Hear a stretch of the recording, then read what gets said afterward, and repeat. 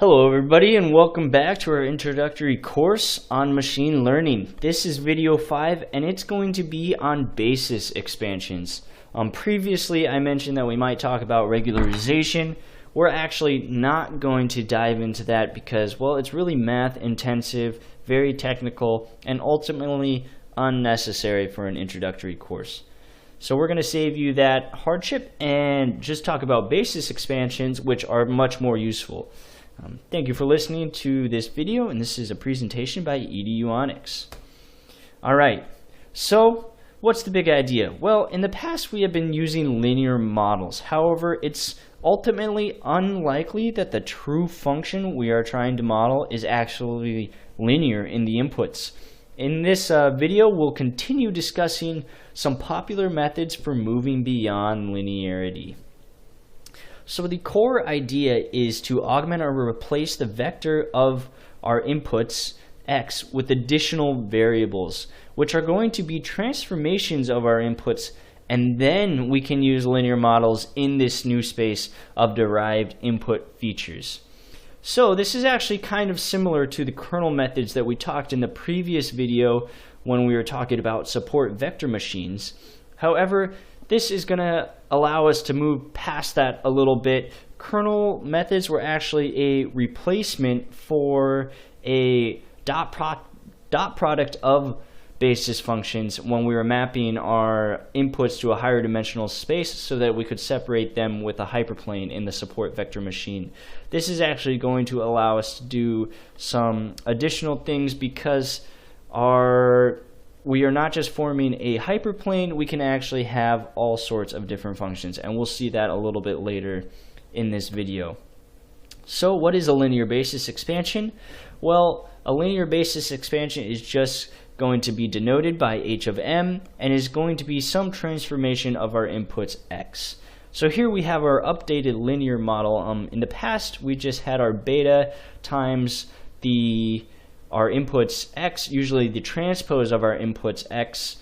Here, instead of that transpose, we have our basis expansion denoted h of m. And also, we can have more than just one basis expansion. So we're also going to have a summation here from 1 to capital M, m being the total number of bases that we are going to use.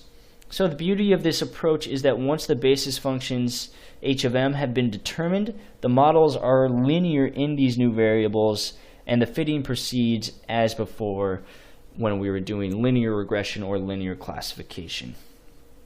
So let's take a look at some common examples of basis expansions. The first one here is actually just a constant, and you might see this, it seems counterintuitive and unnecessary, but you might see it in more complex problems, and this is simply going to recover the original linear model.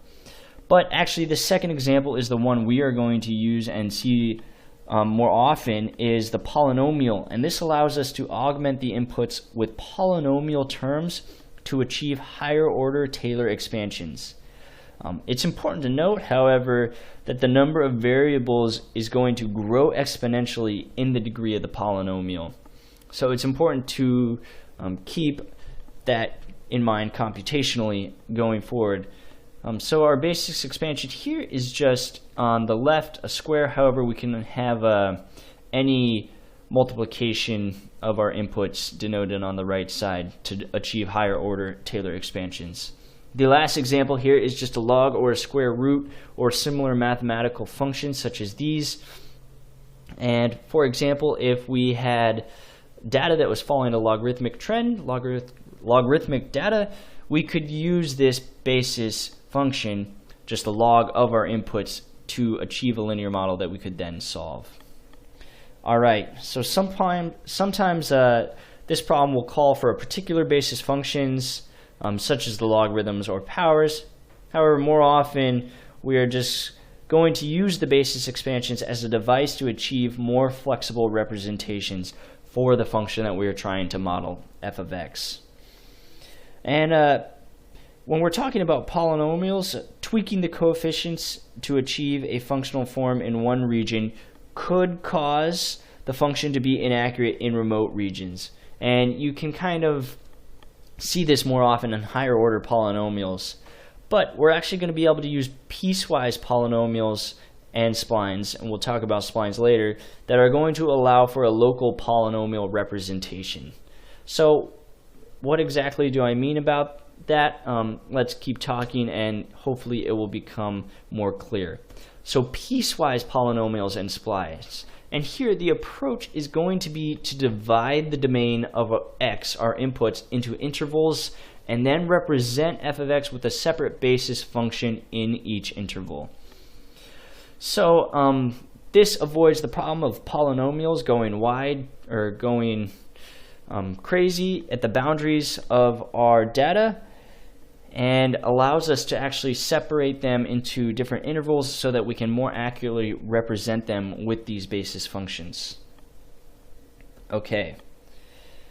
So here we have a piecewise linear example to display kind of what I mean by this.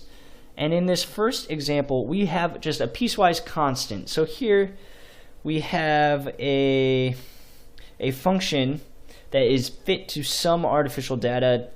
The broken vertical lines are going to indicate the position of the two knots, and by a knot we just mean where we are fitting this data together or where we are dividing our piecewise function. And then the blue curve is going to represent the true function from which this data was generated with Gaussian noise. So we have two knots in this example, and in our three intervals we just have a constant approximation for the data. And you can see that we can actually continue to improve on that by doing a piecewise linear example. Here in each interval we have a linear function modeling all of that data. And then finally in this third example we have a continuous piecewise linear example. And so not only are we using linear models, but we have the requirement that they are restricted to being continuous at the knots. So this is a good way to model a piecewise function that is going to use these different basis functions in each interval. Here the basis function is just linear. However, let's move on to the polynomial example, because this is actually the one we ultimately want to get to. So the piecewise cubic polynomials. In the first example, we have discontinuous functions. At the knots, there is no requirements, and an individual polynomial has been used to fit the data in each interval. So we're using three different basis functions here, no requirements at the knots. However, we can progress and continue to become more and more continuous. In the top right, you see where the function is continuous. In the bottom ones, we start to have our first derivative and our second derivative also continuous. So the function in the lower right panel is continuous and has continuous first and second derivatives at the knots. This is known as a cubic spline. So as soon as we start requiring that the higher order derivatives are continuous, we get what is known as a cubic spline. It's important to note, you might hear this in other papers or textbooks, a fixed knot spline, something where we are having requirements at the borders here, are also known as regression splines. And then finally, we should also talk about the natural cubic spline. So actually, we know the behavior of polynomials fit to data trends tends to be erratic near the boundaries, and extrapolation can be inaccurate in a lot of scenarios. These problems are actually exacerbated with splines. One global polynomial is going to be more accurate at the boundaries than a piecewise cubic polynomial or a cubic spline. So a natural cubic spline adds additional constraints, namely that the function is linear beyond the boundary knots. So we only have two knots here. Those would both be the boundary knots, so it's going to be linear outside of that. And what that actually allows us to do is add more knots in the interior and actually become a little bit more accurate that way too. So we're not going to cover it much more than that, but it is important to note that if you hear the term natural cubic splines, just know that it is a linear fit outside of the boundary knots. Okay, so this is just a really quick introduction. Oh, and here we go. This is a cubic spline. Just a really quick introduction to basis expansions. You will learn a little bit more about these when we actually dive into some programming examples and we can see how using basis functions actually improves our fit. However, in an introductory course, you just need to know that they exist, and moving forward in your particular applications of machine learning, it might be necessary to dive in a little bit deeper.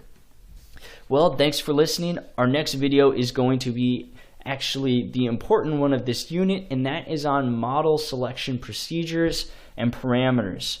So how do you actually decide which model is going to be the best model for your data, and how do you apply that? And along that same vein, we're going to do a Python project, which I'm actually very excited about, which is going to explore a couple of these different models and use some of those model selection procedures. So keep listening.